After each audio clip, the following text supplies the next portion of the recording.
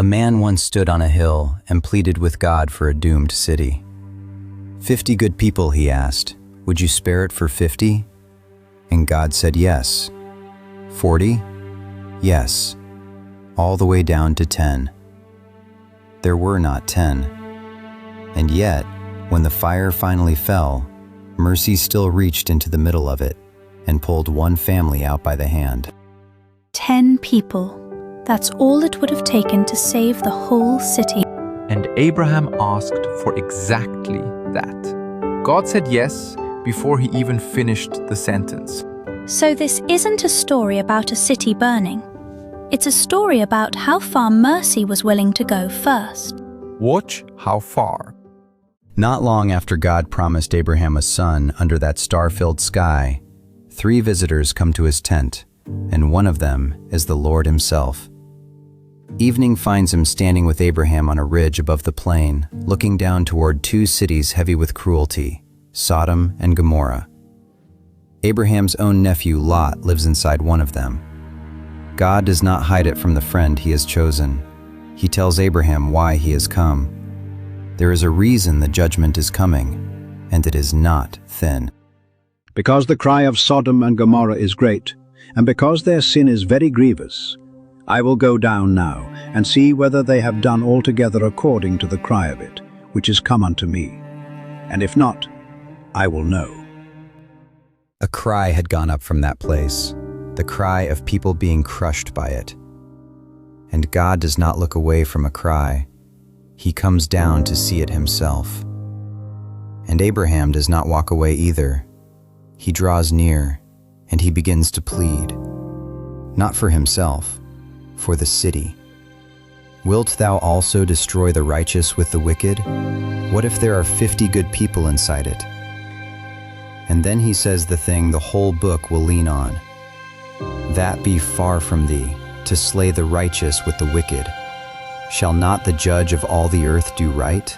And God answers plainly, If I find in Sodom 50 righteous within the city, then I will spare all the place for their sakes. Abraham knows exactly who he is speaking to. He says it out loud. I who am but dust and ashes. And still, gently, he keeps asking, 45, 40, 30, 20, until at last he asks for 10. And every single time, God says yes. Down to the last one. I will not destroy it for 10's sake. Hold on, he's about to burn a whole city. How is that fair? How is that the good guy? I asked it to, but watch what just happened. Abraham didn't wear him down. Every number he named, God said yes. Down to 10, in an entire city. That's not a God itching to destroy. That's a God giving mercy every inch of room it could take. 2 messengers go down into Sodom at nightfall. Lot is sitting in the gate, and something in him knows, you do not leave strangers in the square after dark. He presses them into his home behind a shut door. And that night the men of the city press at Lot's door, meaning harm, and the messengers strike them blind, so they cannot even find it. There were not 10 righteous here. Abraham's last plea could not cover this place. And Lot lives here, on purpose, in that. He drifted here, one field at a time. Nobody picks the whole thing at once. Yeah, that one lands a little close. Before dawn, the messengers become urgent. Up, take your wife and your daughters and go. This place is finished. But Lot lingers. He stands in the doorway of a doomed city, and he cannot make his feet move. So they don't wait for him to be ready.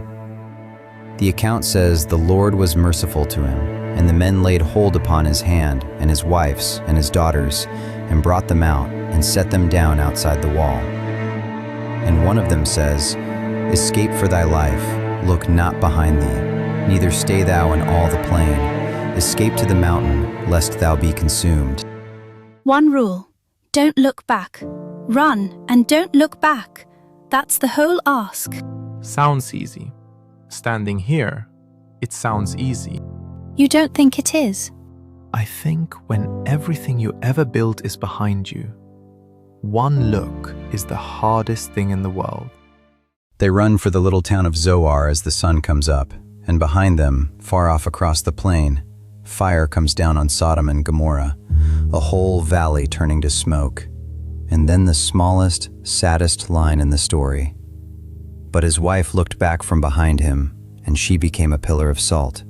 She was almost out, almost free. The account does not explain her. It just lays her down there on the road and lets it ache.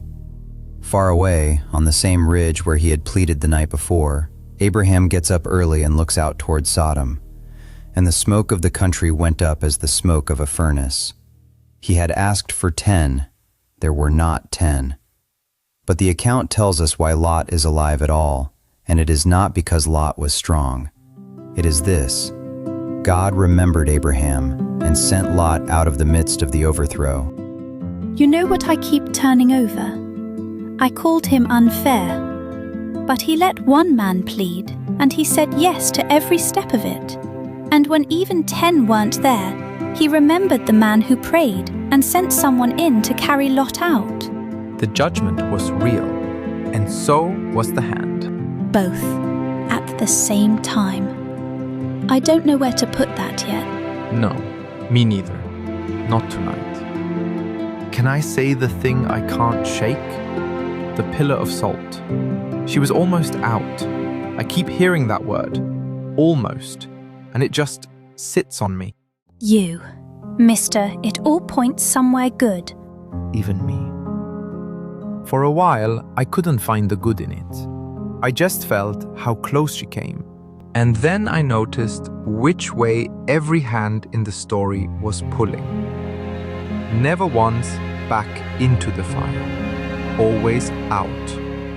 Whatever else I don't understand, I know the direction the mercy runs. Because that is the shape hiding in the whole night. A man stood between a doomed city and the judgment and pleaded for it. And God heard him and remembered him. And mercy went in and pulled people out. The New Testament looks straight back at this night and draws the line out loud. The Lord knoweth how to deliver the godly out of temptations, Peter writes, and to reserve the unjust unto the day of judgment to be punished. Both of those held in the same hand, a rescue that is real and a reckoning that is real. Generations later, one greater than Abraham stood between us and a judgment we had actually earned. Jesus Christ did not plead from a safe ridge above the plain. He walked down into the fire himself at a cross and let it fall on him so that the guilty could be carried out by the hand.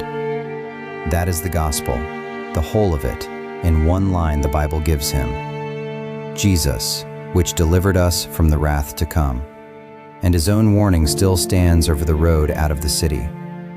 When Jesus wanted to teach how deadly it is to keep clutching at what is under judgment, he didn't give a lecture, he gave a name. Remember Lot's wife. She looked back at the burning city one last time. And honestly, some part of me understands her. The hand that pulls you out is always pulling forward. Real judgment, real mercy. Same night, same hand. I'm Tov, and I keep coming back to that. He didn't pick one. Neither will I think. Not this time. Next time, the promise Abraham waited his whole life for finally comes. And then God asks him for it back.